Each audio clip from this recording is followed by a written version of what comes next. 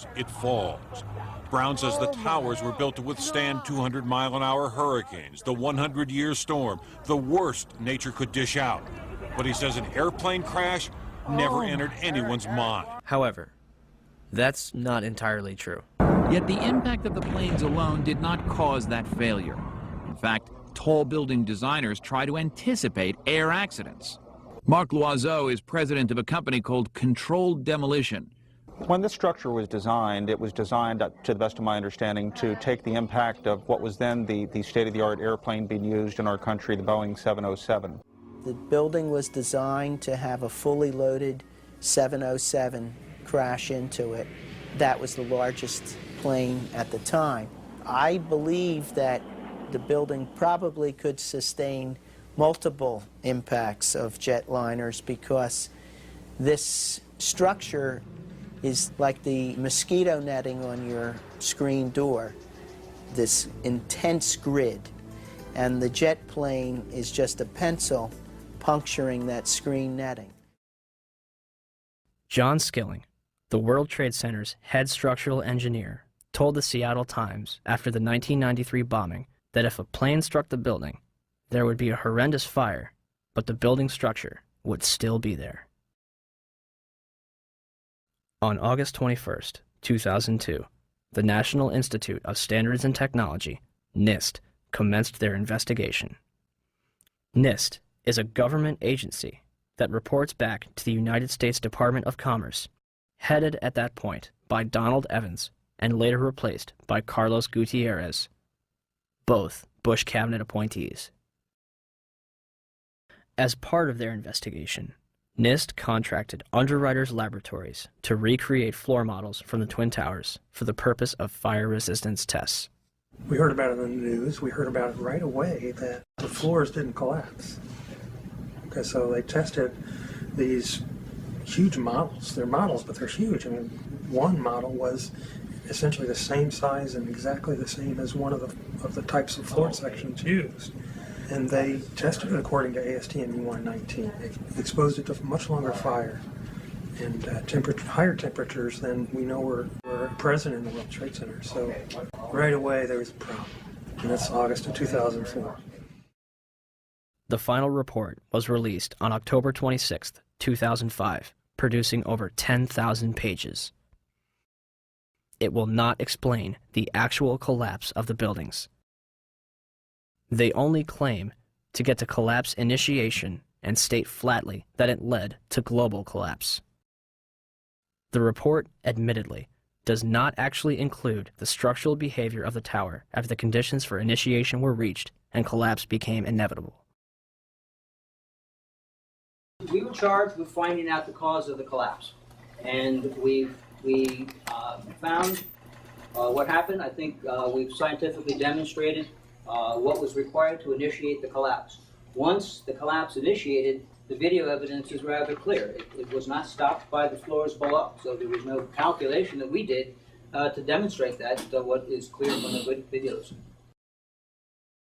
NIST concludes that they found no evidence suggesting that the World Trade Center towers were brought down by controlled demolition.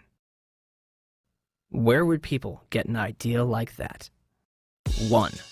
Except for material that was blown outwards, the Twin Towers collapsed into their own footprint symmetrically at nearly free-fall speeds. Newton's laws of motion determine how long it takes an object to travel a certain distance in complete freefall.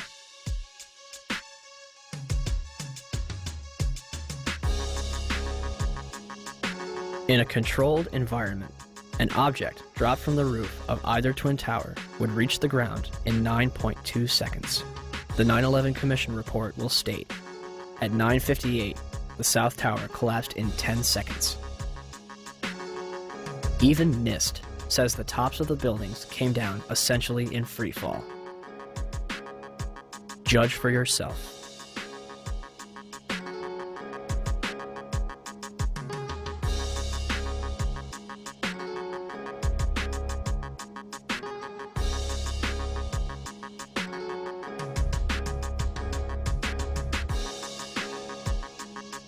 And our conclusion is that the building should not have fallen that rapidly if indeed fire caused the collapse.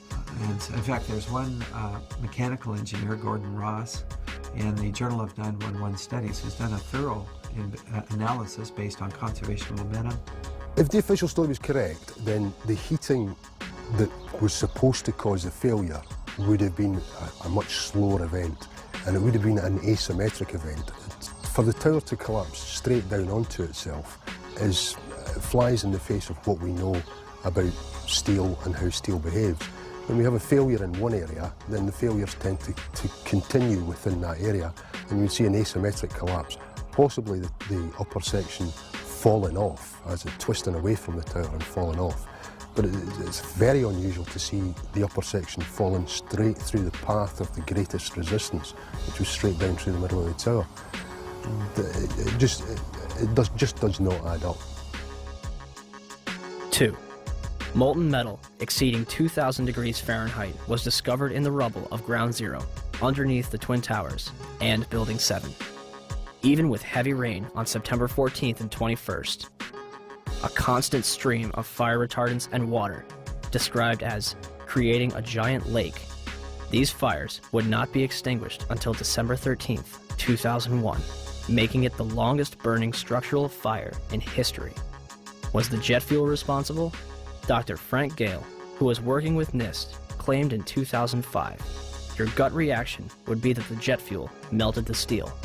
Indeed, it did not. The steel did not melt. The temperatures that we know existed within the collapse, within the debris pile, are physically impossible from an atmospheric jet fuel fire. Cannot be done. I'm curious about the pool of molten steel that was found in the bottom of the towers. I am too. And Please tell me about it. Have you seen it? Well, not personally, but eyewitnesses there found huge pools of molten steel beneath the towers, and some scientists don't think that the collapse of the building could have melted all that steel. First of all, let's go back to your basic premise that there was a pool of molten steel. I know of absolutely nobody, no eyewitness who said so, nobody who's produced it. I was on the site, I was on the steel yards, so I don't know that that's so. You'd get down below and you'd see molten steel running down the channel rails. Like you're in a foundry. Yeah, like lava. Like it was lava from a volcano. Underground, it was still so hot that molten metal dripped down the sides of a wall from Building 6. However, they do hit hot spots occasionally, and everything stops. There were fires of 2,000 degrees Fahrenheit below the ground. I don't know that that's so. There's video of it. Melted around 2,600 degrees Fahrenheit. I think it's probably pretty difficult to get that kind of temperatures in a fire. Well, NASA pictures, thermal images showed those sorts of temperatures in the basement. Would you send them to me? Okay. My name is Mark, and I'm the individual who was questioning Dr. Gross, and he asked me to email to him those thermal images. When I approached him after his talk to get his email address for that purpose, he refused to provide it to me. I think this is important because it reveals the attitude of the NIST investigators, which is one of willful ignorance of what really happened on 9/11. As well as the molten metal in the debris, it was also observed prior to the South Tower's collapse.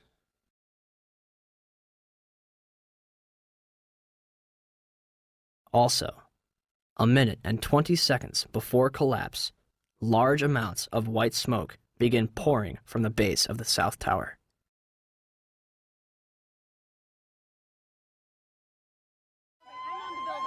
Three, the concrete, and in fact, virtually everything except the metal inside the Twin Towers was pulverized as the building collapsed. This pulverized material created pyroclastic dust clouds that raced down city streets, coating lower Manhattan in a fine dust. Pyroclastic clouds generally occur during two events: volcanic eruptions and controlled demolitions.